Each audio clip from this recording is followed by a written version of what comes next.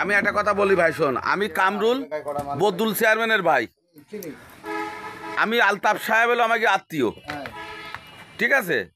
এখন কথা হলো যে ভাই আমাকে সারা জীবন আমরা ভোট দিয়ে আসি কারিকাররা ধানের শিশি ভাই, এখন ভাই আমরা ধানের শিশির বাইরে যাতে পারবো না ভাই। আমরা ছিলাম কিন্তু এখন মনে যদি কোনো ক্ষোভ থাকে, দুঃখ থাকে, সেটা পিরোনে তাবির ইসলাম হাবিব ভাইকে বলবো। দরকার হাবিব ভাই পাঁচপাড়ায় যাবে ভাই, ঠিক আছে। যদি দরকার হলে হাবিব ভাই তোমার কাছে আমার কথা, আমার তুমি বাংলাদেশ গ্রাম পুলিশ হলেও তুমি তো আমাকে জাত ভাই, আবার কারিকার, আবার কারিকার সম্প্রদায়ের ভাই।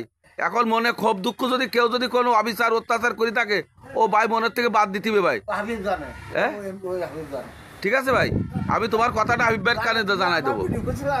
না না, এটা হাবিব ভাই দেখবে, এটা হাবিব ভাই দেখবে আমার কথা। আমাকে শতকরা ভাই, এবার 1 মিনিট শোন ভাই, আমাকে শতকরা 95 জন জোলা ভাই ধানের শিশি ভোট দেয়, ঠিক আছে।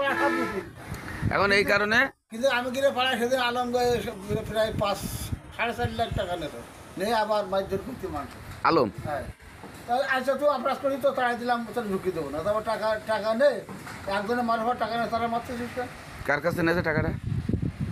টাকা নিয়েছে ওই ইস্কান্দার বাবুর কাছ থেকে। আমাকে জোলা, হ্যাঁ হ্যাঁ হ্যাঁ টাকা ফেরত দিতে হবে।